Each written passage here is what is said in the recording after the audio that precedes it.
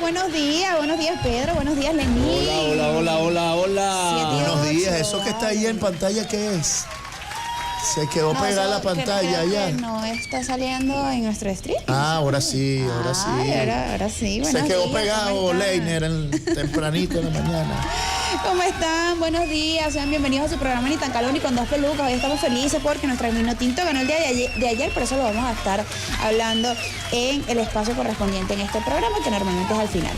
¿Cómo estás, Pedro? Nosotros nos damos cuenta que cuando Lenín manda la mala vibra, gana la vino tinto, así que seguiremos en contacto. 7 y 9 Tenía de la mañana. año y medio que no ganaba la vino tinto, vale. Por fin ganó la vino tinto. Llegó Roy y viene vestido de la vino tinto, hermano. Es que ya estamos. Teníamos año y medio que no ganábamos, hermano. No, me dio mucha risa fue que un jugador de Perú decía, no pueden poner un árbitro chileno, ellos siempre están en contra. Imagínate si nosotros nos pusiéramos en ese tema, imagínate los chilenos, bueno, un sector, no toda la población, pero un sector que le tiene y que le endilga todos sus problemas chilenos a la venezolanidad. Sin embargo, ayer salió airoso la vino tinto con un 1-0, fue que ganó. 1-0, sí. 1-0 con gol de Rondón, así que hoy hay un rondón y lo paga Lenín, un rondón. Llegó Roy con su franela del 10 de Soterdo. ¿Esa es la de Soterdo o la de Soterdo? Soterdo. La de Soterdo, para ver. Lenín es el propio que revisa las marcas, que si la es la de Soterdo, No, lo que pasa es que sacaron una versión de Soterdo. Que dice Soterdo. Esa es la que yo me quiero comprar. Si cuesta $10, mejor. Miren, 30 dolitas, 30 dolitas. Miren, son las 7 y 10 de la mañana. Nosotros empezamos como siempre, llevándole la mejor información. 104.9 FM, Táchira, Sur del Lago 101.7, 102.5 Aragua, Anzoátegui 99.3, Monagas 88.1, Trujillo Portuguesa, Barinas, Apure 89.1 FM, Nueva Esparta 106.5. Miren, ayer descubrí algo de viejo. ¿De viejo? Sí, de persona vieja. Ok. De persona vieja. Me hicieron un examen de, ¿cómo se llama esas cosas? Próstata. No, ese no, todavía no me meto acá se encuentra. De alergias. Ok. Y el mundo desconocido que uno tiene, hermano. Sí, mire, me prohibieron el pollo. ¿El pollo? Sí. El maní. El maní, yo también. Los cítricos. No. ¿Por qué? No puedo tomar leche. Yo tampoco. Huevo. Hermano, me prohibieron la vida, hermano. Te quitaron el huevo. Cerveza. Ay, chamo. Alérgico a la cerveza. Me prohibieron no te la creo, vida. ¿Eres alérgico a todo eso? ¿Por qué? No, la cerveza porque tiene la cebada, etcétera. Okay. No puedo tomar nada. No puedo hacer nada con mi vida. ¿Qué está pasando, Dios mío? Y como, llegas a los 40, y como 40. 50 pastillas. Llegar a los 40. No, qué desastre, hermano. Pero bueno, sea por la salud. Burlándose ese día de mí porque yo me tuve que poner lente porque estoy ciego. No, pero si tú hazte ese examen de alergia de las alergias. para que veas lo que te va a salir. Hermano. No, creo que hay que hacérselo. Todo el mundo debe Ya me lo dice, hacérselo. hermano. No soy alérgico a absolutamente nada. Creo que eres alérgico a la vida. Miren, 7 y 12 de la mañana. Hay mucha información, mucha noticia. Así es, vamos a comenzar. ¿Por dónde le damos? Porque es que sigue la información moviéndose, siguen cosas generándose. Y bueno, vamos a ver cómo entrompamos la realidad informativa el día. Se siguen metiendo cosas ahí en la pantalla, hermano, mira. Ah, sí. Pero eso creo que no está al aire. Está al aire. No está al aire. Bueno, vamos a ver. Nuestro retorno. Bueno, queremos agradecer a todo el equipo que hace posible este programa, la dirección general Lenín Dávila, en la producción general Yamil Rodríguez, en los controles Adalberto Simancas y en la dirección de video Leiner Solórzano. Y de esta manera comenzamos la mañana de hoy miércoles 26 de marzo con un repaso de las noticias más importantes. Presentamos los titulares más destacados.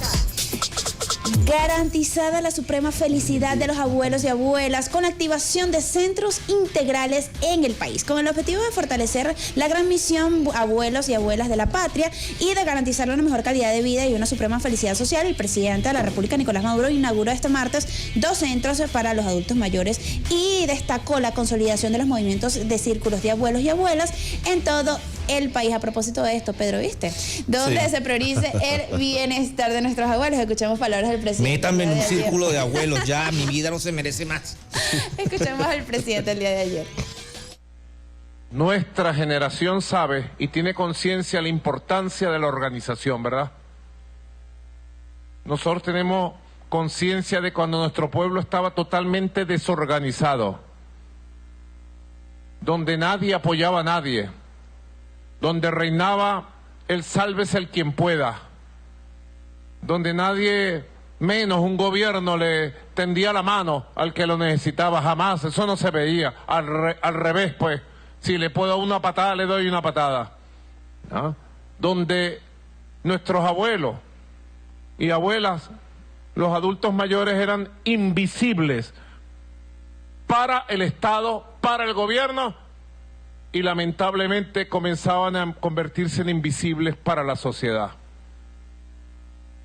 Nosotros tenemos que consolidar un poderosísimo movimiento de círculos de abuelos y abuelas a lo largo y ancho de Venezuela, que dé el ejemplo, que hable duro y que construya con sus manos sus derechos sociales de seguridad, sus derechos fundamentales. En este sentido, el mandatario, durante la inauguración de la Casa de los Abuelos y Abuelas de la Patria, repudió los ataques y hostilidad por parte de la Casa Blanca, asegurando que esa actitud dañina es en contra de nuestro pueblo. Asimismo, reiteró que seguirá trabajando para liberar a todos los migrantes venezolanos que son perseguidos y secuestrados por el gobierno de los Estados Unidos y El Salvador. Escuchemos. Venezuela es un país libre, no somos colonia de nadie. Nadie viene a nariciarnos, a ningunearnos. Nadie es nadie. No, ese tiempo se acabó. Ese tiempo se acabó, dice la canción. El tiempo que nos nariciaban y daban órdenes al país en inglés. No, ese tiempo lo conocimos, eso se acabó. Somos libres.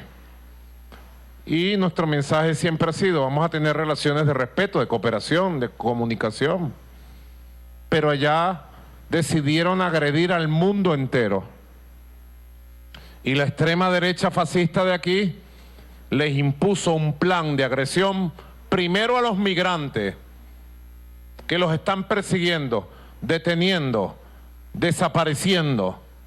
Tenemos 238 migrantes desaparecidos, secuestrados en Estados Unidos y entregados en un campo de concentración nazi del Salvador.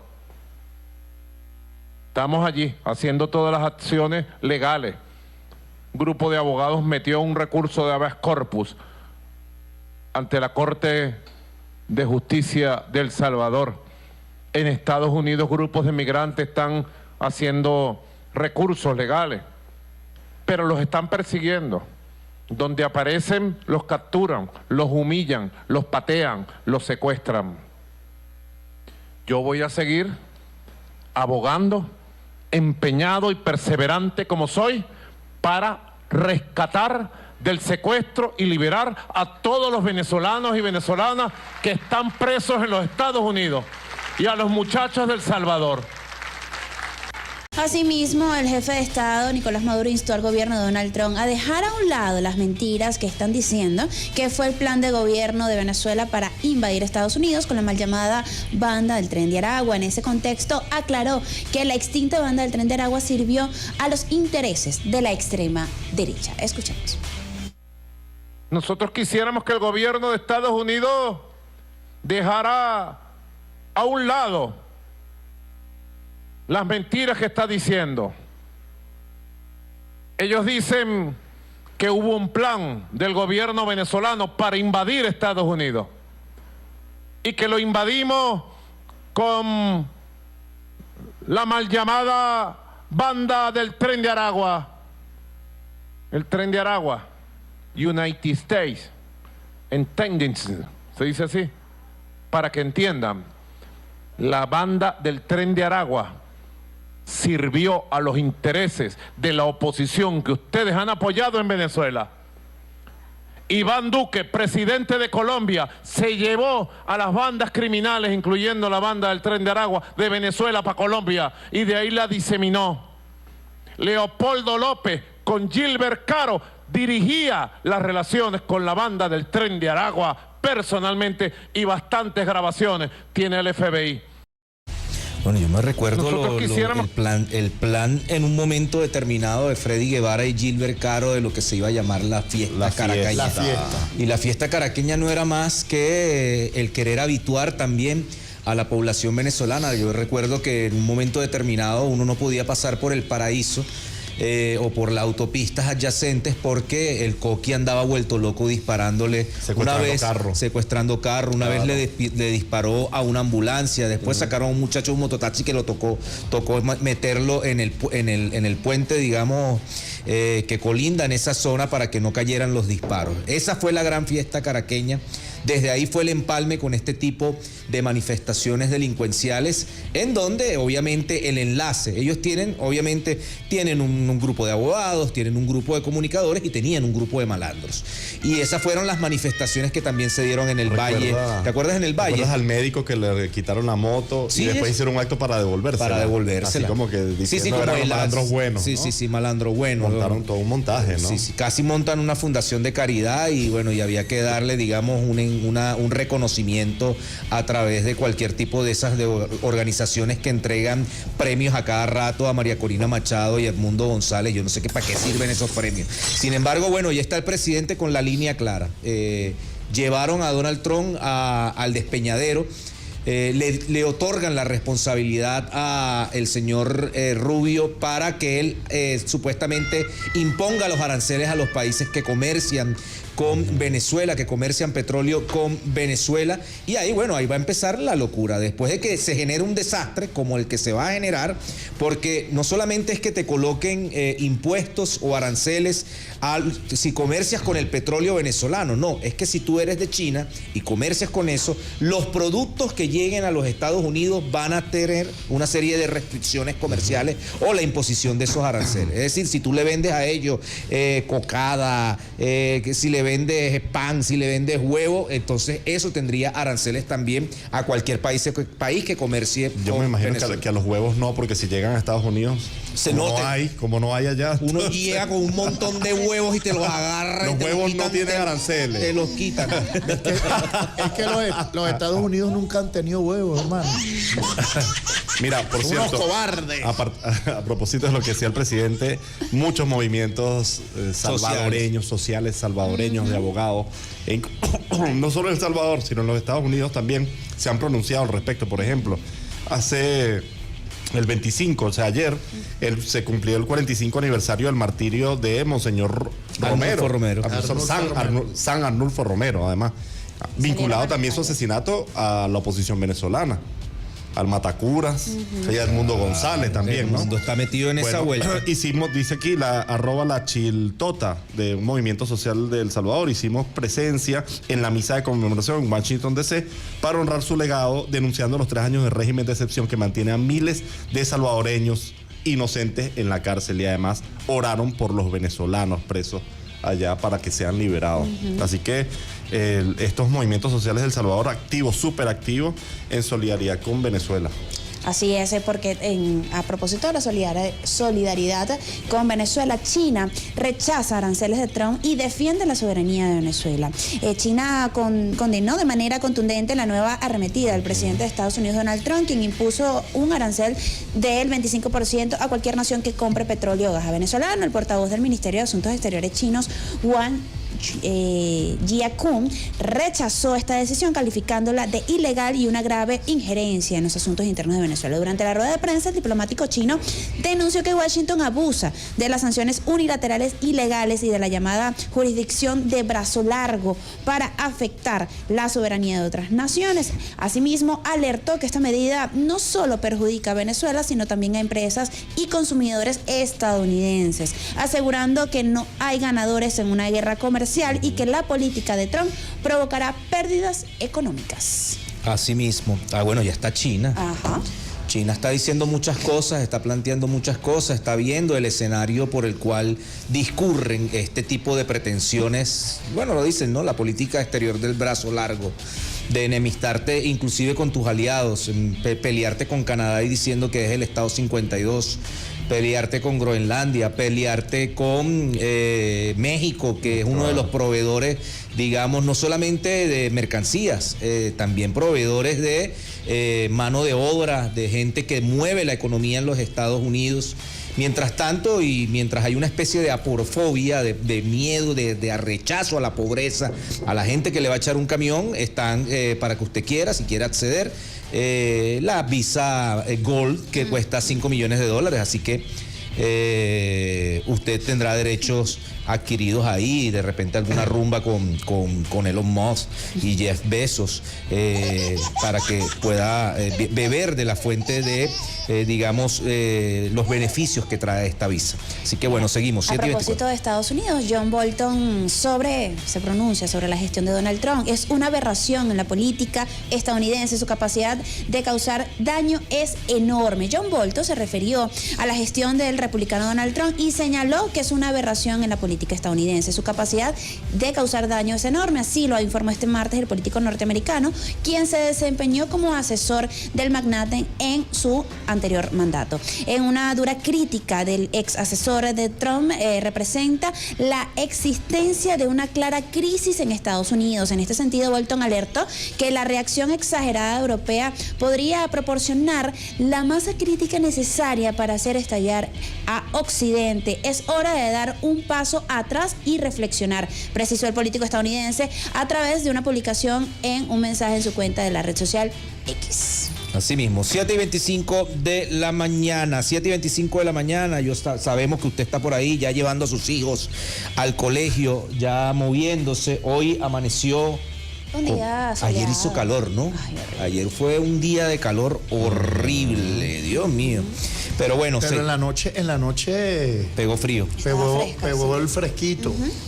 Bueno, cosas que están pasando. Vamos con una cancioncita. Sí, y a la vuelta con más noticias.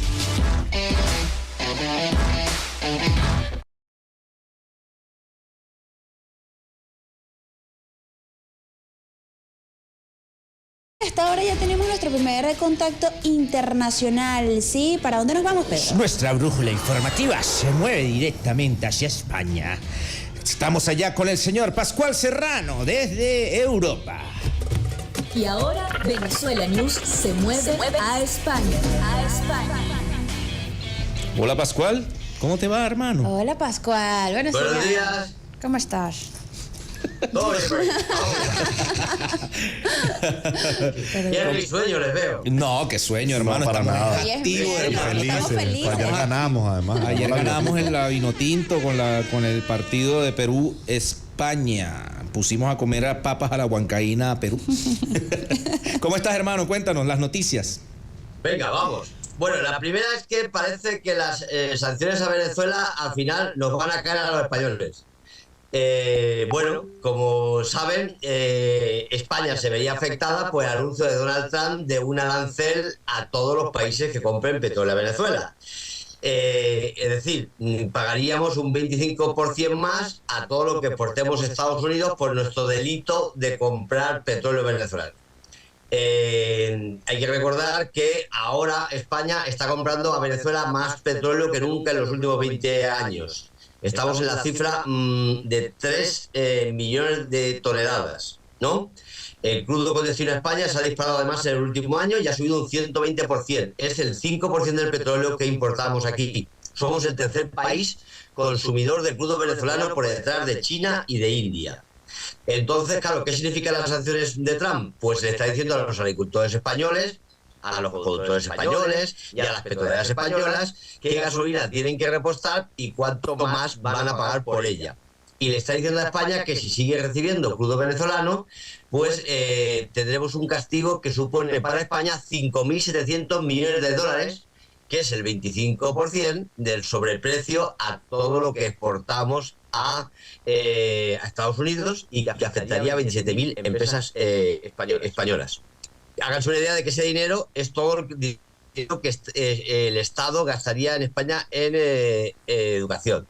Bueno, entonces, aquí el criterio general de la ciudadanía es que es una injerencia e incluso una agresión económica abierta a unos países que primero nos dijeron que no teníamos que comprarle a Rusia y ahora nos dicen que tampoco tenemos que comprarle a Venezuela.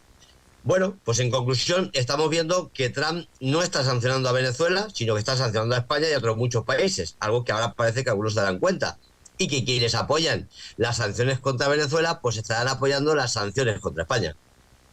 Sí, se la ponen complicado a todo el mundo, ¿no? Hay una serie de restricciones que al final termina afectando, digamos, al precio final y al consumidor, que es el consumidor europeo, tanto con las sanciones a doble banda con Rusia, que vendía petróleo, que vendía gas y que llegaba directo, bueno, por la tubería de Nord Stream, y ahora con este tipo de sanciones que pretenden, bueno, prácticamente criminalizar, digamos, la acción comercial con estas medidas coercitivas unilaterales. Bastante desastre está generando la política exterior de los Estados Unidos y sabemos quiénes son los responsables. Seguimos con más noticias, señor Pascual Serrano. Bueno, la segunda también es en España. Y es que se ha creado un manifiesto firmado por más de 70 organizaciones y centenares de personalidades del mundo de la cultura bajo el título "No nos resignamos al rearme y a la guerra en Europa". Se trata de un manifiesto con una alternativa al aumento del gasto militar y ante la escalada de la tensión internacional que vive Europa en sus relaciones con Estados Unidos y Rusia. El manifiesto dice algo como: la verdadera seguridad que necesitamos es la seguridad vital que nos aportan con su sola existencia nuestras pensiones públicas, nuestros médicos y médicas de atención primaria, nuestros tratamientos gratuitos en hospitales públicos. Los climas bélicos se diseñan en cómodos despachos, pero son los pueblos que pagan las consecuencias. Este manifiesto lo firman personas tan conocidas como Javier Bardem, Aitana Sánchez Gijón o el actor Luis Tosar, ¿no? Aparte de muchas personalidades de la cultura y del activismo social. Hay que recordar que esto sale como reacción a la propuesta de la Unión Europea y también por Pedro Sánchez de aumentar el gasto militar europeo hasta 800.000 millones de euros en 4 años, como dijo la presidenta de la Comisión, Ursula von der Leyen. Además, con un mecanismo de excepcionalidad en el que no se debate en los parlamentos y que permite, digamos, pedir más crédito público. El mismo crédito, lo hemos contado en alguna ocasión, que no se permite para pensiones o sanidad, se permite si es para comprar armas. El documento termina diciendo: no nos resignamos a la guerra porque no queremos la paz de los cementerios, porque la historia nos demuestra que el único camino realista para conseguir la paz no es militar, sino político. Pónganse manos a la obra y trabajen por la paz, se lo exigimos. Imagínate, en estos momentos hablar de paz, digamos, un acto bastante subversivo y a propósito de lo que vienen haciendo la Unión Europea con esa política de supuestamente tratar de arrinconar a Rusia y Rusia avanzando con territorios. Seguimos con más noticias, señor Pascual. Y evidentemente para conseguir que la gente apoye al rearme, pues hay que crear la paranoia de una guerra. Y es lo que está haciendo Bruselas, que ha pedido a los hogares europeos que almacenen suministros de emergencia por si llega una crisis o una guerra. La Comisión Europea va a presentar este miércoles, hoy, su estrategia de preparación ante crisis y amenazas, que pueden ir de un accidente nuclear a una guerra, pasando por ataques a infraestructuras críticas o pandemias. El plan habla de que los ciudadanos, las familias, tienen que tener reservas de agua, medicamentos, baterías y alimentos para subsistir durante 72 horas sin ayuda externa hasta que lleguen los servicios de emergencia. Y su idea es dar órdenes a los estados de la Unión Europea para que tracen los preparativos y que la población afronte los recursos guardados durante esos días claves hasta que se restablezcan los suministros, ¿no?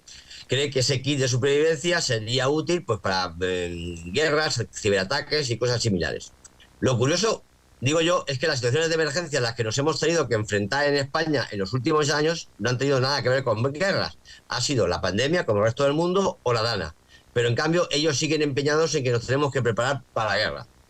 Total, que es tanta la alarma que han creado que el gobierno de España ha tenido que emitir un mensaje de calma y tranquilidad explicando y detallando que son solo medidas de prevención.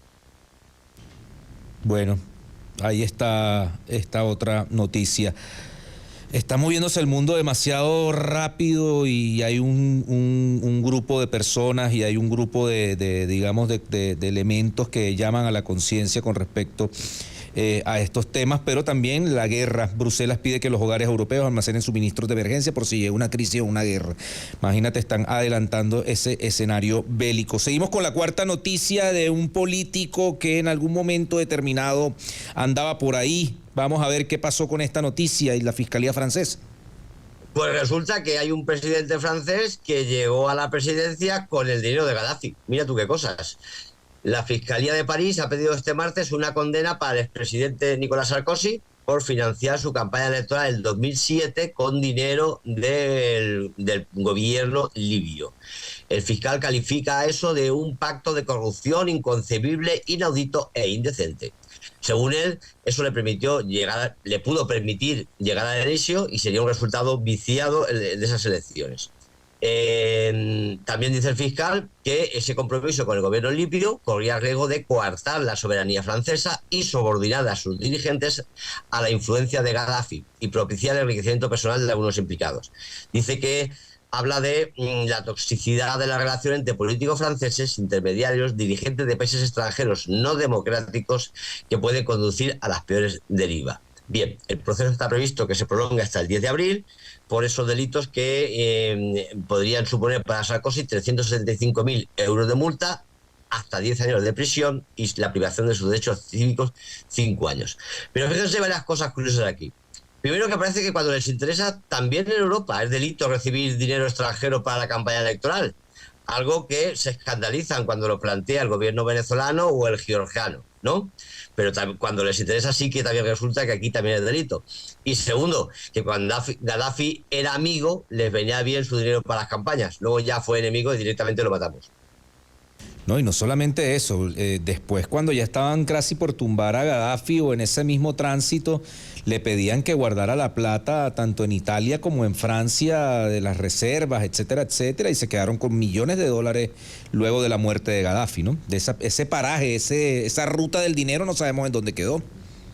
No, que además Gaddafi era muy amigo de los gobiernos de Berlusconi, de Aznar, de Sarkozy, de toda la derecha de aquí. Sí, sí, sí.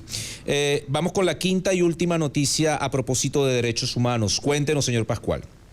Bueno, ahora les contaremos aquel caso en que consistió. El Tribunal Europeo de Derechos Humanos ha declarado culpable al gobierno ucraniano de cometer violaciones de derechos humanos durante la masacre de Odessa, el 2 de mayo de 2014. En aquella masacre, docenas de manifestantes rusoparlantes fueron obligados a entrar en la casa de sindicatos de la ciudad y fueron quemados vivos por los ultranacionalistas de Ucrania, es decir, los Zelensky de entonces. El tribunal dictaminó por unanimidad que Ucrania violó el artículo 2 del Convenio Europeo de Derechos Humanos que garantiza el derecho a la vida. Los jueces condenaron la incapacidad del gobierno ucraniano para detener la violencia tras su estallido, garantizar el rescate de las personas atrapadas o investigarlo. 42 personas, tenemos que recordar, murieron como consecuencia de ese incendio.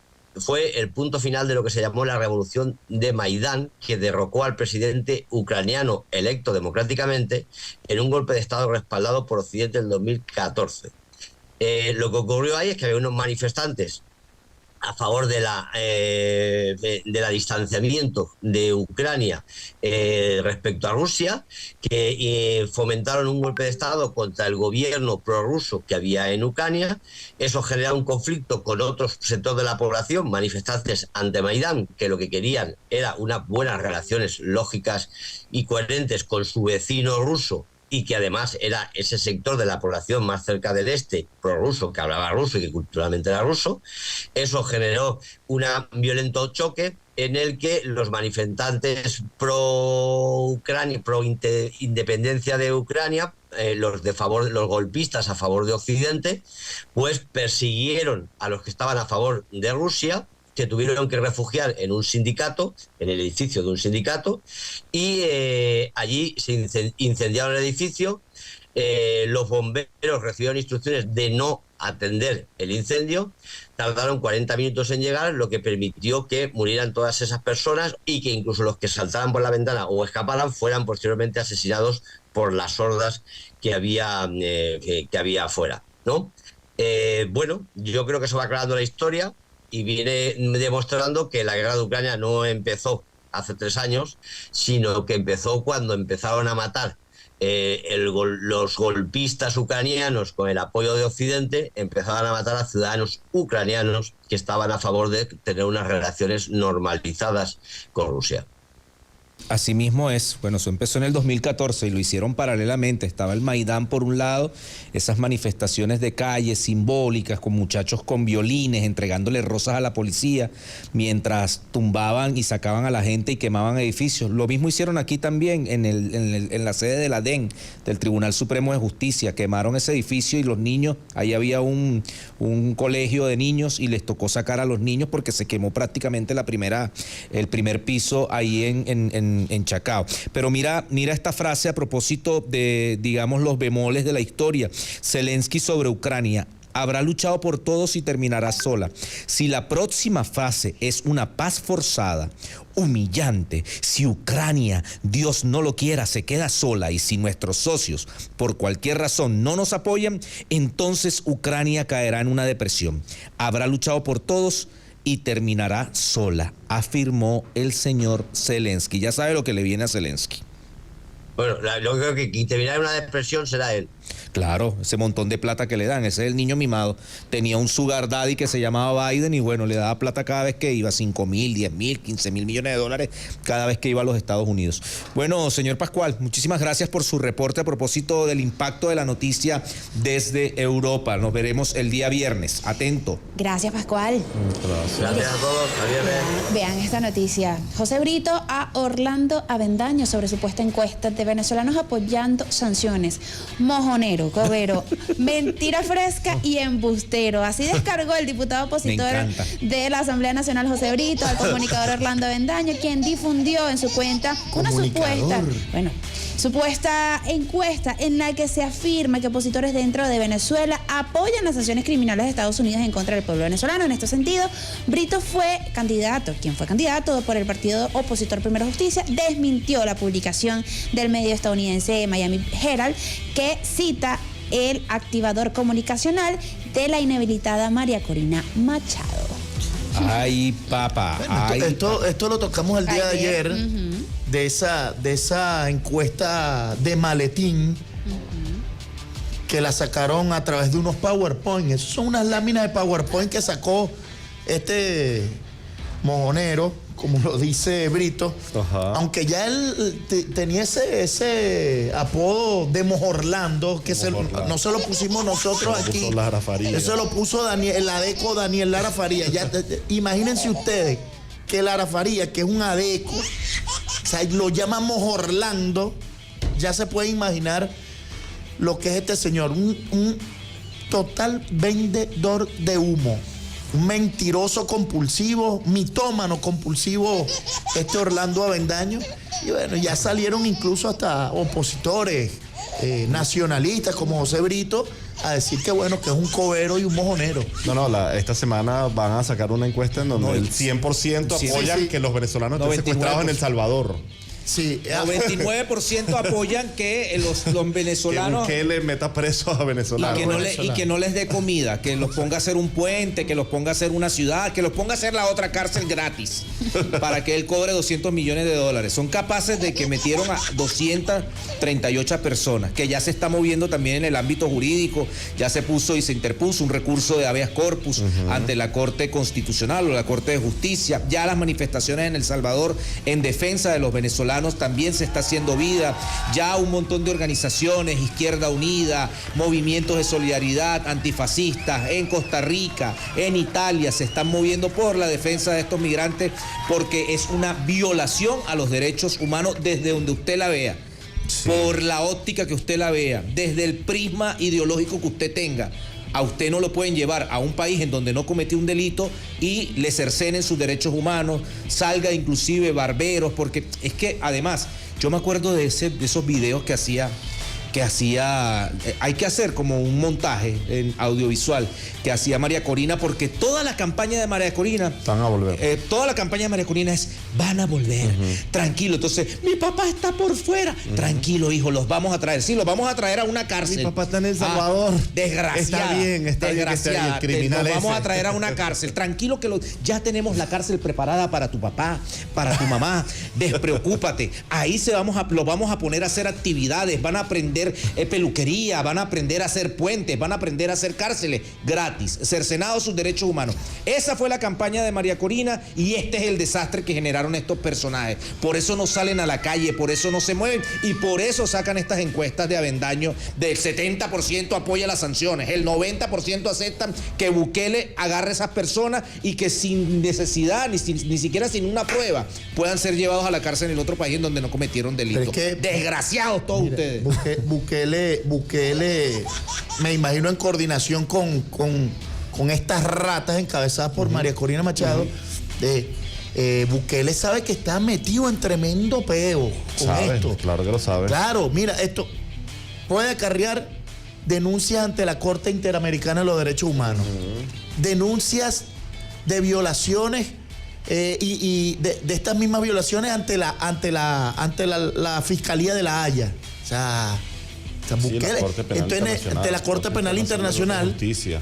Mira, y no les queda otra que comenzar a sacar encuestas chimbas de maletín para tratar de lavarle la imagen de todo esto que están haciendo, todo este desastre que están haciendo estos señores, bueno, tanto en El Salvador, Trump en los Estados Unidos y aquí, bueno, esta señora María Corina Machado. Mira, el Bukele está haciendo lo mismo que aplicó, la misma que aplicó María Corina, de invitar influencers a la cárcel. Claro, sigue saliendo. Ya esa la hizo hace... No, lo sigue haciendo hoy en día. Sí, ahora salió ahorita, antes de ayer, un youtuber español que tiene como 1 millón y pico. Yo no lo conocía. ¿Cómo se llama? ¿Socas, no será? No, ahorita lo busco porque lo tengo ahí en el historial de YouTube.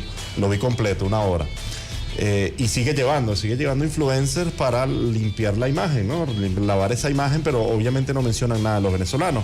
Algo interesante que vi de este youtuber es que entrevistan a uno de los presos que está allí, que tiene 100 años. Hay unos que tienen 400 años de cárcel, de condena. Pero este tiene 100 años y es salvadoreño, pero nació en los Estados Unidos y se hizo pandillero en los Estados Unidos.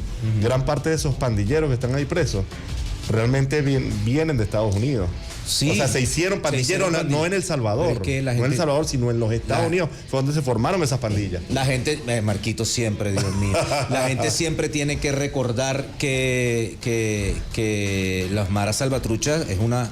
Así como ellos dicen, ¿no? Que inclusive se lo ha dicho el Departamento de Estado, no hay pruebas de que haya una estructura organizacional llamada Tren de Aragua. Que llamada Tren de Aragua, que tenga dispositivos territoriales, etcétera, etcétera, que controle el microtráfico de droga, pero de la mara salvatrucha sí. Claro. ¿Qué es lo horripilante de esta situación?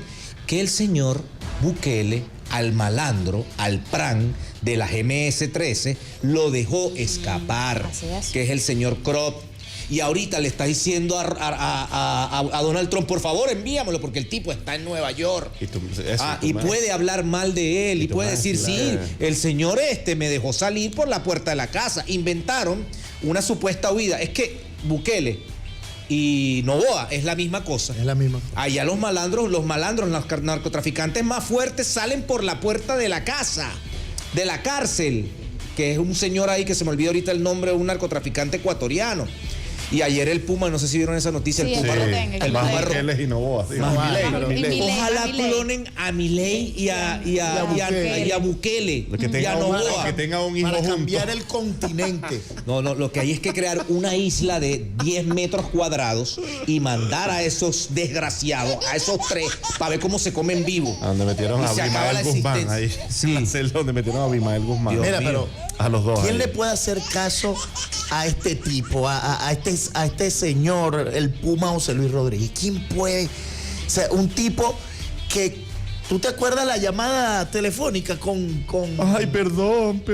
La llamada telefónica con Escalona. Con Escalona. Con Escalona, claro. Sí, bueno, mándale saludos al presidente Nicolás Maduro, que lo aprecio mucho. No solamente saludos. Yo tengo un grupo de empresarios en Estados Unidos que nos pueden ayudar a levantar las sanciones y a traer alimentos, medicina, o sea, la vuelta del negocio. De buscar un negocio siempre, de tratar de generar un rédito económico. Miren esta noticia. El canciller de la República, sé que por ahí la tienes, Iván Gil, mediante sus redes sociales este martes refutó el comunicado del Departamento de Estado de los Estados Unidos acerca de cambiar el rumbo con Petrocaribe. Por ahí vienen, Petrocaribe. y ratifica la vigencia y relevancia de este acuerdo regional que pese a los ataques existe, le arde el imperio y siguen adelante. El diplomático rechazó el mensaje del secretario de Estado de Estados Unidos sobre pasar la página con Petrocaribe. Hermano, eso tú no lo vas a lograr, porque cuando ustedes vienen, mira, hay que pasar la página con Petrocaribe. ¿Cuánto es la ayuda que ustedes van a generar? $10 millones para todas las islas del Caribe. A su juicio están desesperados porque no pudieron destruirlo. Por lo tanto, Gil denunció que Estados Unidos intenta imponer el esquema energético al Caribe, utilizando el modelo de la extorsión, la deuda y la sumisión. Mientras imponen sanciones y saquean con sus petroleras, nosotros seguimos enviando energía soberana. ¿Sabe cuál es el acuerdo de Petrocaribe que está planteando el señor Marco Rubio? Que la ExxonMobil se robe todo el petróleo y te den de regalía el 5%. Ese es el acuerdo. Claro. Ese es el único acuerdo que ellos tienen establecido. Y por eso nosotros siempre hemos dicho, Marco Rubio es un peón de la ExxonMobil, así como María Corina está dispuesta a entregarle en cuerpo y alma a la ExxonMobil todas las riquezas naturales. Irfan Ali quiere entregar todo el petróleo a la ExxonMobil. Les pagan el salario, les pagan las conferencias energéticas, les ponen a hablar en cualquier lugar a decir, sí, todo, cuando llegue yo al país, todo esto será entregado a ustedes. Todo este petróleo, todo este gas, toda esta bauxita, todo lo que se genera en la CBG, todo lo que genera Irfan Ali, vamos a trabajar en conjunto para entregar los dos países. Es lo que se está planteando desde esa óptica de extracción de riquezas naturales. 7:53 minutos de la mañana, vamos con una musiquita a identificar y a la vuelta continuamos con el desarrollo de la noticia.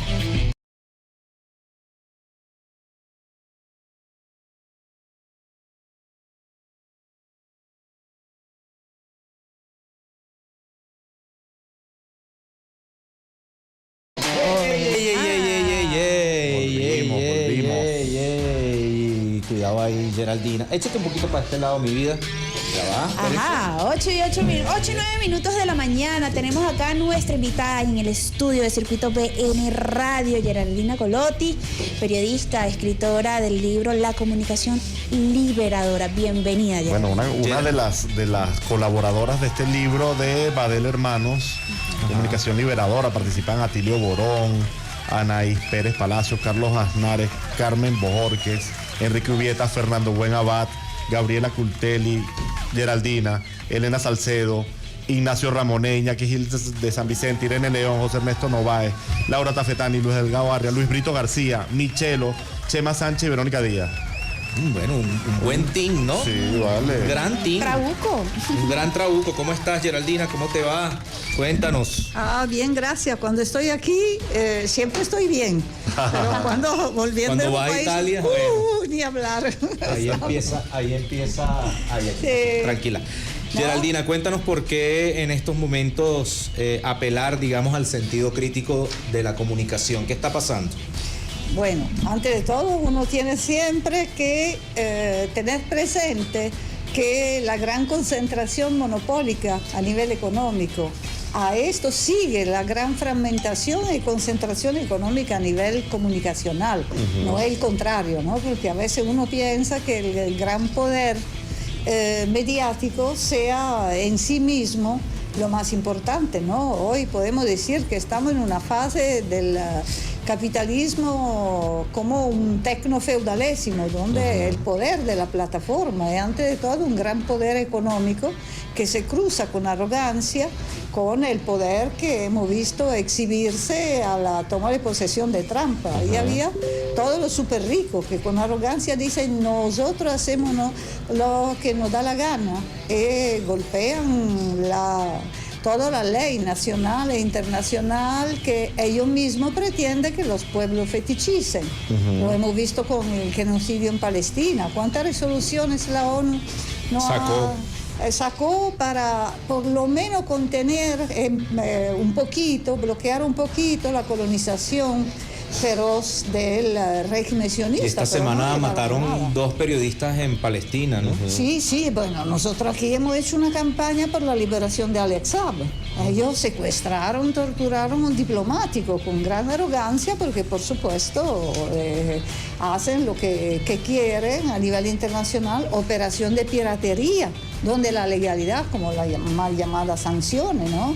Ahorita esto lo vemos con Venezuela, con Cuba desde más de 50 años, siguen haciendo con esta práctica también contra su mismo aliado.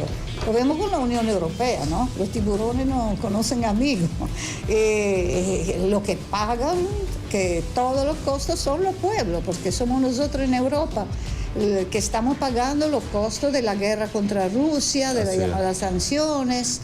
Yo son 4 meses que tengo gripe porque no podemos aprender la calefacción, que es demasiado caro. Tú vas al mercado. En Europa no se puede prender la calefacción ahorita. No, bueno, los pobres, por supuesto, porque el puñado de súper ricos, ellos siguen así. Eso además, para contestar a tu pregunta, va de la mano de un cortocircuito que es concreto, es simbólico, donde uno no sabe, los jóvenes sobre todo, que son blancos de estos ataques, no sabe de qué lado de la barricada se tiene que situar. Imagínense que los congresos internacionales, empezando en Norteamérica, de los terraplanistas, los que creen que la tierra es plata, son llenos así. La gente sí, hay una... De los terraplanistas, así le decimos, terraplanistas. Sí, se ha puesto en boga como que esas teorías, conspiranoicas, o hacen foros de va Milei a payasear y la gente paga $50,000 para ir a verlo. O sea, claro, eso es lo que ha estado, digamos, moviéndose, ¿no? Esto es terrible, porque por supuesto, con un conspiracionista tú no puedes jamás tener la razón, porque te dice sí, pero yo siempre, ella siempre la sabe más de lo normal. Lo que está pasando con las redes sociales a nivel de Trump, que no tiene necesidad política de mediaciones, es que tiene una relación neonazi con la base, porque uno ve lo que están diciendo, que han dicho y que sigue diciendo en estas redes sociales. Ellos se empoderan desde la extrema derecha de la falta de radicalismo que nosotros hemos dejado vacío del lado del llamado centro izquierda. Ellos han retomado todos los temas nuestros, pero del otro lado. Entonces, contra un feminismo que, por supuesto, es interclasista en Europa, el Me Too, que no ve la cuestión de la liberación concreta. Lo que llaman el wokismo, ¿no? Exactamente, pero también todo el politically correct, que nosotros contestamos desde siempre, pero desde el lado del marxismo. Una vez que esto vacío ha sido dejado así, claro, cuando hay un vacío en política alguien lo llena. Lo que pasa es que lo llenaron con una arrogancia que Gramsci lo ha perfectamente descrito ya a su época, que es la subversión de las clases dominantes. No somos a la falta de revolución, de construcción de revolución en los países capitalistas, por supuesto, sigue esto subversivismo, subversión de la clase dominante que quiere destruir desde el anterior cualquier mediación social, el mismo Estado burgués. Esto es la parte más evidente de la crisis estructural de este modelo, que involucra todos los aspectos, incluido lo de la democracia burguesa, que cuando no les sirve, por supuesto, ellos la utilizan como arma de chantaje para los pueblos, como lo de Venezuela o de Cuba, que supuestamente no son bastante demócratas cuando ellos son neonazis. ¿Qué crees que ha pasado? ¿Por qué el avance del fascismo, cuando parecía que había un acuerdo mundial con el antifascismo, ¿no? Era como la idea predominante, y que estas ideas siempre eran combatidas y hasta destruidas, eliminadas. Hoy en día transitan por las redes sociales discursos fascistas muy fácilmente, ¿no? Y muy promovidos desde las mismas plataformas. Total, pero el tema es que, como siempre, no han robado, sobre todo después de la caída de la Unión Soviética, los conceptos para decirlo. Tú no podías en Europa nombrar el fascismo porque tú eras un dinosaurio. El fascismo para ellos, los llamados centro-izquierda, cuidado, era como un tema de dinosaurios, porque no era el post-fascismo, era la derecha, eso. Y por eso se aprovecharon, porque ahorita lo vemos, ¿no? De una manera descarada en los países donde surgió el nazifascismo. Alemania, Italia, ni hablar de todo la parte del este Europa, donde el desastre seguido de la caída de la Unión Soviética está proponiendo de nuevo, imponiendo una barrera bélica también que nos va a llevar a la Tercera Guerra Mundial, porque es inútil pensar que los discursos tergiversados de Trump, que quiere hacer su negocio y por eso no necesita, digamos, de mediaciones, ¿no? No se tiene que confundir eso como una idea de paz. No es así, lo estamos viendo con la destrucción del pueblo palestino. Ellos quieren arrasar con todo, lo que le impide un negocio sin control, porque esto es lo que está pasando, ¿no? Igualmente, es que no tenemos, tú dijiste una cosa muy interesante, es que todos los acuerdos internacionales de mediación que fueron puestos ahí en el siglo pasado, después de la derrota del nazifascismo, hoy ya no sirve, porque las instituciones internacionales ya no sirven. La ONU está en crisis desde mucho tiempo, no sirve. Las instituciones han sido totalmente arrodilladas a los grandes poderes económicos y geoestratégicos de los Estados Unidos.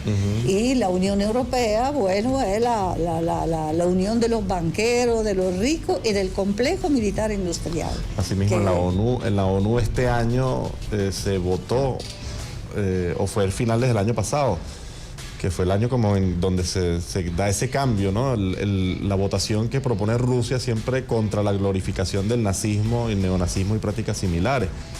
Y siempre era unánime, excepto Estados Unidos, siempre votó en contra. Pero el año pasado fue un montón de países que votaron en contra de esa resolución. Ucrania, Argentina. Claro. Y ha habido, ese es un tema muy importante porque tiene que ver con la batalla simbólica, ¿no? Semiótica, que nos ha robado también nuestra bandera, ¿no? Haciendo una falsa bandera. Imagínense que en Europa hay gente que se iba a cantar Bella Ciao, la canción de liberación del nazifascismo, al payaso Zelensky. Entonces esto es una locura, porque uno no puede. Y la falta más importante, pienso yo, en esta vuelta de intereses económicos turbocapitalistas, digamos, es también a los sepulteros de la memoria. Claro. Porque ellos no han en todos estos años convencido que derecha e izquierda era la misma cosa, y que por supuesto no se podía, que el fascismo era una cuestión de ignorancia, y no. El mandato del gran capital internacional todas las veces que tiene que resolver sus crisis estructurales, como estamos viendo ahorita. Claro, después la grande burguesía tiene miedo e empieza a hacer algunos pasos atrás. Pero hoy estamos a un punto donde los pasos atrás son muy difíciles que hacer, porque ya las condiciones de económica, política, simbólica llegaron a un punto que si no se construye un gran bloque social anticapitalista, antipatriarcal, antiimperialista, como se ha dicho en la internacional antifascista que se hizo aquí en Caracas, no se puede hacer nada. A una época Mao decía, grande el desorden bajo el cielo, la situación entonces es excelente. Esto entonces que nos ha robado. Porque la gente el proletariado, lo que se tiene que llamar de nuevo así, no se da cuenta, no puede darse cuenta. No se quiere llamar a sí mismo proletariado, no se reconoce. Exacto, de la vocación, claro. No se da cuenta de las grandes ocasiones que tenemos, porque hay un caos. Estamos en manos de loco.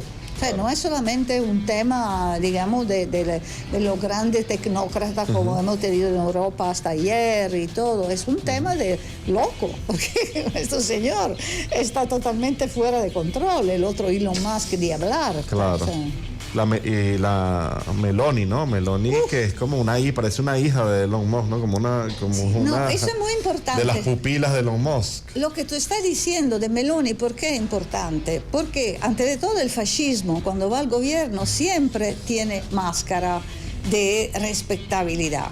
Esa señora participó 2 meses antes que la eligieron.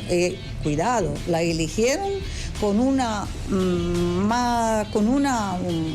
porcentaje de voto que era mayoría de una minoría, porque el 40% de la gente no fue a votar.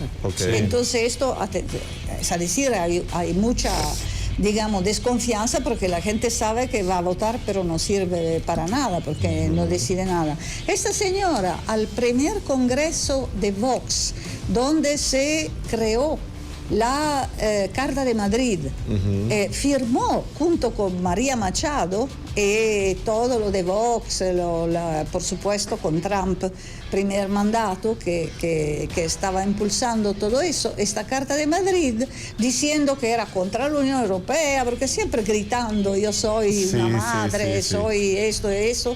Por supuesto, 2 meses después se arrodilló, ante de todo, a la Europa, al Fondo Monetario Internacional, porque son derecha payasa también, ¿no tiene? Nosotros hemos hecho siempre con la Universidad Internacional de la Comunicación, que dirige nuestra compañera, la rectora Tania Díaz, que está en el libro que de la comunicación liberadora. Hemos hecho otro libro, siempre con la misma participación internacional y nacional, intitulado Las caras del fascismo en el tercer milenio. Porque claro, se tiene que ver en perspectiva histórica, pero también cómo, al parecer, después de la caída de la Unión Soviética, esta nueva derecha radicales se empoderaron también de contenido nuestro. Y, por ejemplo, Meloni es una mujer. Le Pen es una mujer. Hay tiburonas al mando de la Unión Europea, pero son tiburonas, no es porque son mujeres. Tiene un programa de liberación verdadera de las clases populares, porque no le representan, pero sí recuperan. Ni de la mujer tampoco. Recuperan todos los contenidos que el llamado centro izquierda ha dejado de lado, porque no le interesa, porque su programa, en una carrera hacia el centro, han terminado por coincidir con los programas neoliberales, hasta bélicos. Estábamos hablando antes que el 15 de marzo en Italia ha habido una grande manifestaciones lanzada por algunos intelectuales del llamado centro izquierda, que en una época eran satíricos, iconoclastas y todo, para seguir haciendo la guerra contra Rusia. Cuando, imagínense, ¿esto qué significa para la gente? Ellos se dicen pacifistas, pero hablan de paz y preparan la guerra, la llaman humanitaria, ¿no? Hay todos estos oxímoros que son trampas en lo cual han caído los jóvenes, porque Fidel a una época decía, cuando tú tienes duda a jóvenes que le decían, mira, no sé qué pensar de eso, cuando tiene duda, mira dónde se pone el imperialismo y póngate del otro lado. Pero hoy, como no puedes saber cosa de imperialismo, porque no se puede nombrar dónde se posicionan, no saben. En el capítulo donde escribes que publicas una entrevista con la rectora de la UICOM, hablas del papel de comunicador del presidente Maduro. ¿Cómo lo evalúan? Sí, bueno, esto antes Pedro me estaba preguntando exactamente sobre ese tema, ¿no? En la Universidad Internacional de la Comunicación se enfatiza, se desarrolla el concepto de pueblo comunicador, que viene con Chávez. La rectora lo explica muy bien en esta entrevista, ¿no? Y se explican también los mecanismos que se han opuesto a todo eso, porque la historia de la UICOM es emblemática. Nació de una fake news que contra el capitán Diosdado Cabello, que al parecer era, o sea, que sigue difundiéndose a nivel internacional, a pesar que era una falsedad, donde según estos 3 periódicos que sí confirmaban, como el mecanismo típico, ¿no?, de las falsas noticias, se confirmaban una falsedad, según la cual Diosdado era el jefe del cartel de los soles, ¿no? Él hizo una demanda, lo puso en juicio a los jefes del Nacional también, y después de 7 años, imagínense qué gran dictadura que es Venezuela. Tremenda dictadura, ¿no? Claro, que hubiera podido decir en un día, al mismo tiempo, y dársela de una vez. Como ¿no? hace en Europa. Justicia express.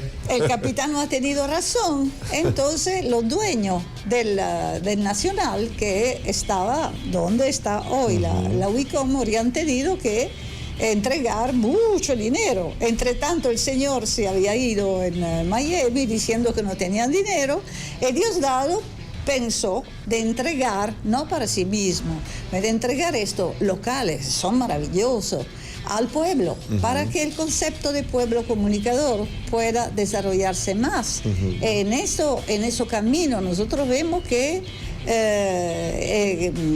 el Nicolás Maduro, que nosotros lo llamamos el presidente pueblo, ¿no?, ha desarrollado aún más, de una manera muy moderna, este concepto, porque está en todas las redes sociales, es brillante cuando habla y sabe desmontar en los hechos toda una propaganda que es horrible, porque tú no vas a ver jamás un artículo en plataforma o en periódico donde la imagen de Nicolás no sea fea, no sea algo que tiene que sintetizar por ellos todo lo malo que quiere identificar en él, ¿no?, de Venezuela, solamente que lo malo es el mal ejemplo.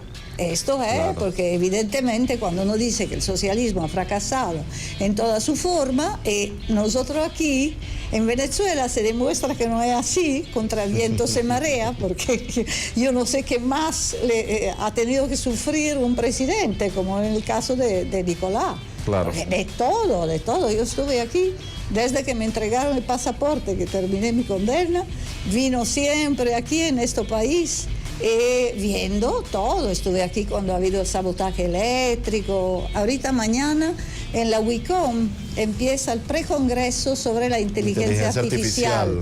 Es muy importante porque esto de la dictadura del algoritmo, como titula un libro de nuestro compañero Villapol, sí. Claro, pasa por una aparente democratización de las redes sociales, pero sabemos perfectamente que si tú haces una prueba, yo hice una ponencia ahí también en Cuba, en el Coloquio Patria. En el Coloquio Patria, que ahorita se va a repetir también en este congreso.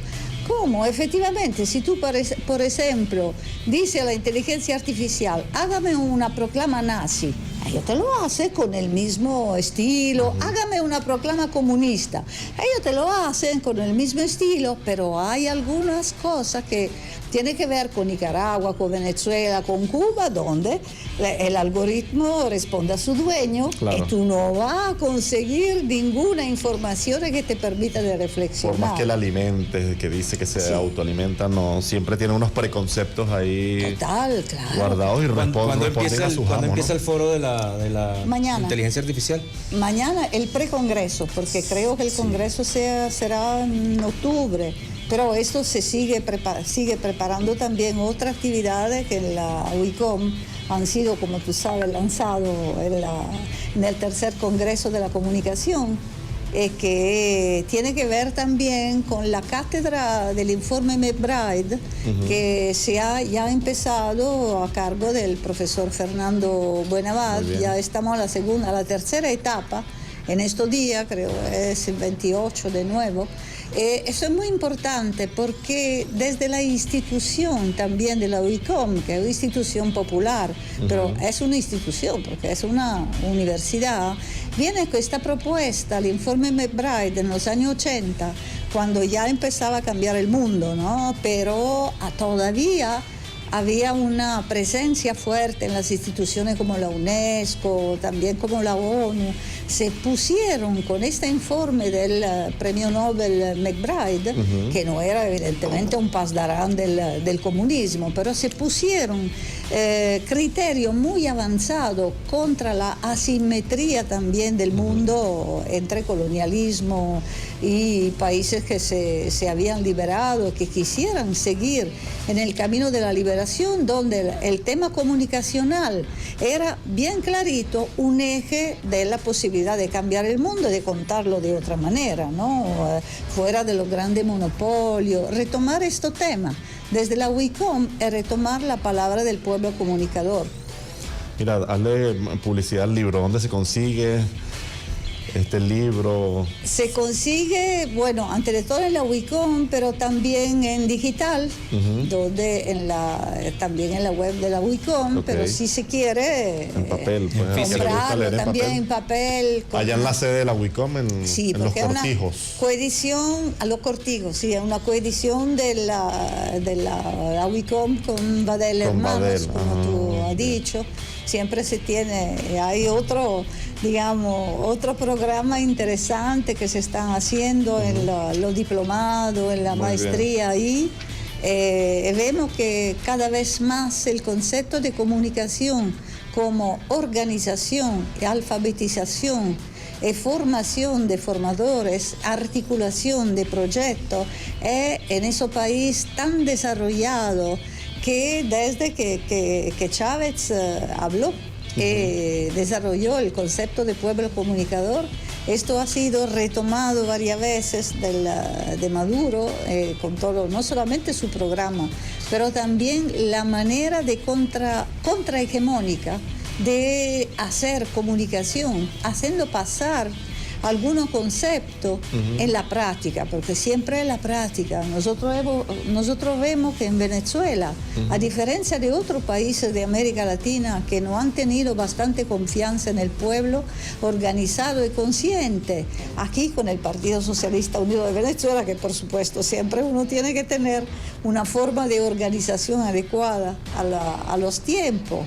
Bueno, sigue en batalla, más de 25 años después aquella victoria del comandante Chávez. En estos días recordamos también cuando él salió de Yare, empezó a retomar el ejemplo con una idea que en Europa desafortunadamente las fragmentaciones seguida a la derrota del gran siglo de lucha a la cual me honro de haber participado, no llega, porque no se ha perdido también la manera de asumir su propia responsabilidad y de asumir los costos necesarios hoy hasta para levantar una bandera de Palestina, porque los jóvenes que van manifestando y gracias al pueblo palestino por su resistencia heroica que han despertado un poquito también lo de Europa, ¿no? Con los árabes de tercera generación, los jóvenes van a la cárcel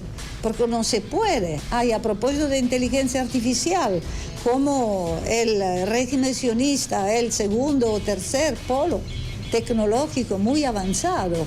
Esto es la dictadura del algoritmo que tiene sistema muy sofisticado, ¿no? No se tiene que olvidar Pegasus, que se lo vendieron a Colombia a la época para reprimir los manifestantes que hacen todas las injerencias en las elecciones que no les gusta, como pasó en 2022 en Colombia. Sigue en el laboratorio palestino, donde se experimenta la ferocidad más terrible que nos lleva a aquel genocidio más mediatizado de la historia, el más invisibilizado. Porque evidentemente hay una censura que se va difundiendo también con la inteligencia artificial, la dictadura del algoritmo. Invito a reflexionar, hemos hablado de eso en Cuba, ¿no? El convenio Patria, que la antecedente de todo ese ataque, a pesar que la inteligencia artificial era apenas iniciada en 2010. Zunzuneo, un programa de captación de datos que oculto, por supuesto, hecho por la CIA, como una especie de Twitter, ¿no? Oculto, que tenían en la mira los jóvenes cubanos para que se voltean contra en el famoso cambio de régimen. Lo mismo que hemos visto el 28 de julio aquí, con los mensajes personalizados enviados de amenaza a los militantes y también a los más violentos de esta oposición apátrida y golpista, para que el vecino mate a su vecina, y en el mismo tiempo totalmente tergiversado, también por los mecanismos de la inteligencia artificial, que nos hacía creer que el tema era lo de las actas, ¿no? Que sigue un cuento que se ha multiplicado, a pesar que no es basado en nada, y que por lo contrario se habría tenido que mostrar cómo, desde que Elon Musk salió amenazando a Venezuela con los mecanismos de la inteligencia artificial, se boicoteó toda la página del CNE. Eso se hizo también con el sistema eléctrico, se hace, porque esos son los mecanismos. Por eso que es importante conocerlo, para asumir la asimetría de la guerrilla comunicacional necesaria, pero también para organizarnos y decir a la gente de Europa que sí se puede. Así es. Así mismo. Bueno, muchas gracias, Geraldine, por la presentación del libro y por el preámbulo a una serie de discusiones a propósito de la inteligencia artificial, que hay muchas cosas que leer, que ver, que analizar. Yo al menos me estoy viendo capítulos de 1 hora todos los días ahora con el tema de la inteligencia artificial, porque esa cosa se va a desatar, eso va a cambiar la educación, eso va a cambiar la manera, eso va, por ejemplo, una de las primeras carreras... Ya lo usan de psicólogo, ¿viste? Ya la lo cosa, usan, ¿no?, de psicólogo. Una de las primeras carreras que va para afuera es el tema de la traducción simultánea. Sí, los idiomas. Los idiomas, ya, esa es una de las primeras carreras que va para afuera, porque ya tú vas a poder hablar con 2 teléfonos, tú dices la cosa en español y te traduce a cualquier... En tiempo real, cualquier, digamos, y la educación por conocimiento. Antes a uno lo ponían por ejemplo, en el colegio, ¿no? Mira, que apréndete todo lo que pasó en la Revolución Francesa en 1700. Ya esa educación por conocimiento va a pasar a un lado, porque obviamente todos los chamos están haciendo las tareas por inteligencia artificial, por un asistente virtual que le preguntan cosas, y bueno, como decía Roy, hasta para terapia te está utilizando la gente esta situación. O sea, está en peligro los psicólogos y los psiquiatras, pendiente y vista. Pero los locos no. Los locos no, eso no estamos en peligro. Eso vamos a subsistir a pesar de la no va a acabar con la locura. No nos van a acabar. Olvídense de eso, señores. 8:39 de la mañana, vamos con una cancioncita y ya regresamos con la parte final de su programa. Ni tan calvo, ni con 2 pelucas.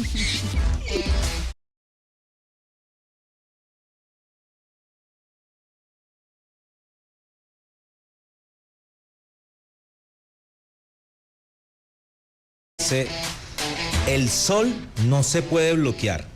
3 grandes parques fotovoltaicos ya inaugurados, 5 más en lo que resta de marzo. Definitivamente Cuba vencerá.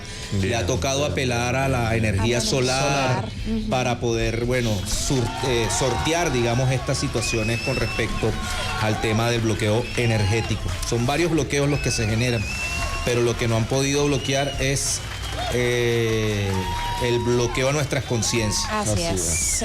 8:47 de la mañana, ya tenemos nuestro segundo contacto internacional. Nuestra brújula informativa se mueve para... La brújula informativa se mueve inmediatamente hacia Siria. Se encuentra destacado nuestro periodista Bashar Barassi desde el lugar de los acontecimientos. Y ahora Venezuela News se mueve a Siria. Hola Bashar, buenos días, buenas tardes por allá. Hola. ¿Cómo estás? ¿Cómo estás, Buenos hermano? días y buenas tardes. Bien, cuéntanos sobre el acontecimiento. Bueno, voy a empezar, voy por Palestina, donde continúa por 9º día consecutivo la agresión israelí y la guerra genocida contra el pueblo palestino, después de que el régimen sionista decidió reanudar la guerra contra este pueblo, violando todos los acuerdos. Podemos hablar de más de 800 muertos y 1.600 heridos entre los inocentes civiles palestinos. El régimen israelí desde tempranas horas de la mañana ha llevado a cabo bombardeos intensos, cinturones de seguridad contra las viviendas, las tiendas de campaña y los centros de refugio de los palestinos. También los ataques se extendieron a los periodistas, donde el corresponsal de la cadena palestina Hoy también fue asesinado en bombardeos del régimen israelí. Con eso aumenta a más de 208 la cifra de los periodistas y corresponsales que fueron asesinados por el régimen israelí desde el inicio de la operación Tormenta del Al-Aqsa, de esta guerra genocida contra el pueblo palestino. A nivel de las negociaciones, realmente Egipto está tratando todo esfuerzo posible para llegar a un acuerdo y un alto el fuego antes de las fiestas de Al-Fitr que vienen posteriormente del mes de Ramadán, el mes de ayuno. Fuentes diplomáticas egipcias informaron que hay un ambiente positivo y es posible llegar a un alcance, a un acuerdo después de que Estados Unidos dio señales positivos al respecto. La propuesta de Egipto se basa en presentar una semana de alto el fuego en la cual se lleva a cabo la liberación de 5 prisioneros israelíes y se permite el ingreso de ayudas humanitarias, porque es el punto más clave, además de la liberación de una cifra no determinada de prisioneros palestinos, y eso pasa una semana tras otra para llegar a la segunda etapa del acuerdo que Israel ha impedido implementar durante los últimos días y ha reanudado la guerra contra el pueblo palestino. En el interior israelí hay una crisis política, hay un colapso gubernamental con todos los sentidos de la palabra a raíz del conflicto sobre la destitución del jefe de Shin Bet, el cuerpo de inteligencia israelí, porque Netanyahu ya está tratando de acabar uno tras otro de todos los altos oficiales del ejército y de la institución de inteligencia para deshacerse de la responsabilidad del fracaso del régimen israelí en la guerra contra Gaza, porque todos los informes emitidos, incluso por la institución de inteligencia, afirmaron que el gabinete, el mismo Netanyahu, asumen una responsabilidad grande. Por eso Netanyahu está tratando de acabar uno tras otro de sus rivales políticos y también de los oficiales en la inteligencia israelí. Por eso hay una crisis política y es muy posible que haya un colapso en la próxima etapa. Pasamos a Yemen, donde de verdad hay una guerra fuerte. Los estadounidenses siguen bombardeando a Yemen en diferentes zonas, 12 ataques aéreos solamente desde la mañana de hoy hasta la hora. Sin embargo, el ejército y las Fuerzas Armadas yemeníes están de pie, dispuestos y con la capacidad de responder fuertemente a los ataques estadounidenses y también de llevar a cabo ataques contra el régimen israelí para pedir que se ponga fin al embargo contra el pueblo palestino. Las Fuerzas Armadas yemeníes llevaron a cabo ataques contra el portaaviones estadounidense Harry Truman. La operación duró casi 3 o 4 horas porque, según el portavoz del ejército yemení, se estaba preparando para una amplia agresión contra Yemen, pero las Fuerzas Armadas estaban al tanto de estos planes y lograron frustrar estas agresiones. Estados Unidos está tratando de enviar otros portaaviones a la región de Oriente Medio para tratar de, a lo mejor, de reemplazar a Harry Truman, pero todo eso demuestra que los yemeníes, según el portavoz del ejército, Yahya Sari, están determinados a seguir trabajando hasta que se levante por completo el embargo sobre la franja de Gaza.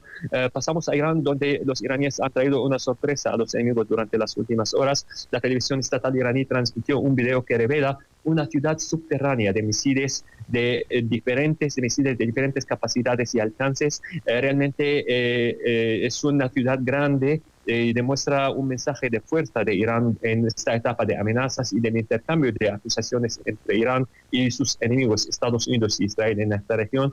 El jefe de Estado Mayor del Ejército iraní informó que el ritmo de desarrollo militar de Irán es más acelerado que Israel y eso ha provocado un cambio en la ecuación de fuerza a favor de Irán. Entonces Irán está tratando por una vía de seguir los esfuerzos diplomáticos para llegar a una solución y por la otra parte demuestran que no son débiles y están dispuestos a enfrentar cualquier enemigo, porque al parecer hay un Irán por debajo de Irán que sabemos y está lleno de misiles de diferentes alcances y capacidades. Y eso lo saben muy bien los enemigos más y primero y antes de los amigos. Pasamos a Siria, nuestra penúltima noticia, donde han empezado a surgir indicadores de una resistencia popular en el sur del país a raíz de las agresiones israelíes continuas contra Siria durante las últimas horas, específicamente en la mañana de ayer.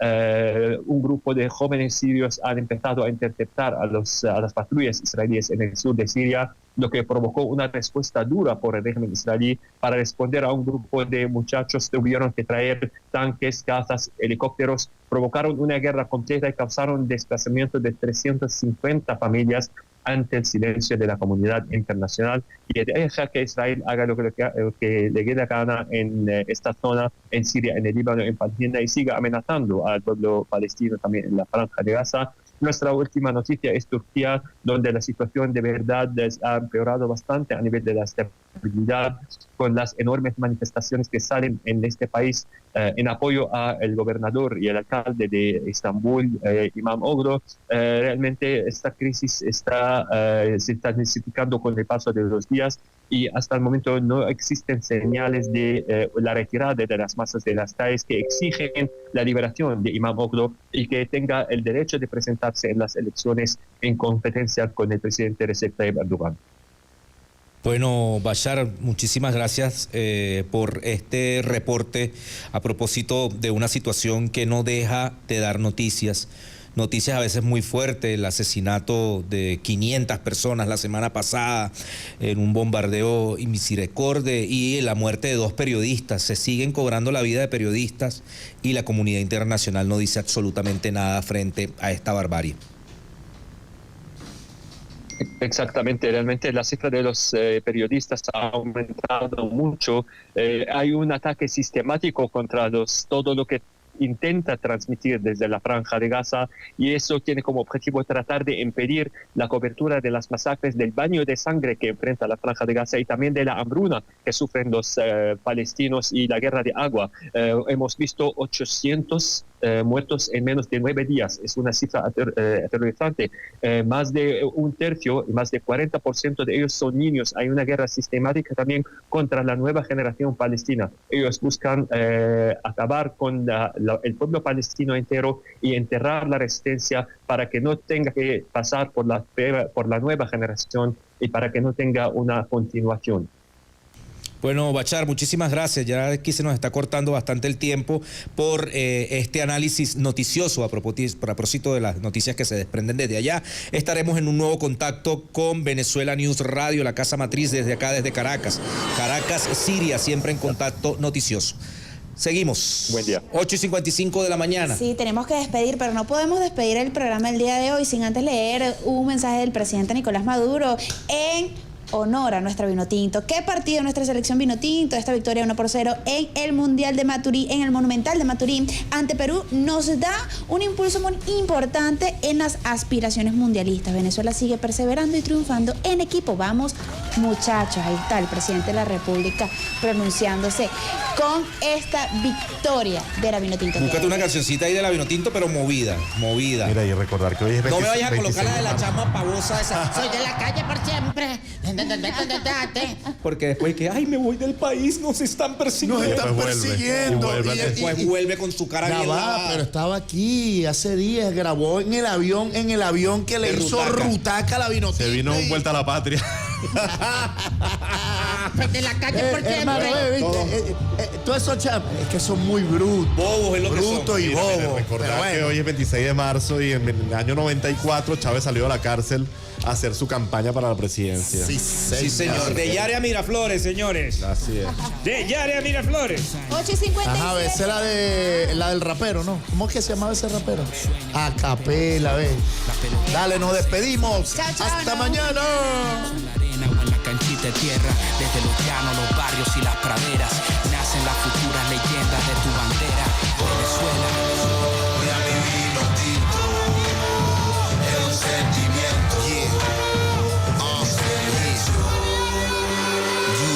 Ey, mi sangre se tiñe de vino tinto. El sueño se volvió una proeza, ya no es un mito. Gente mayor.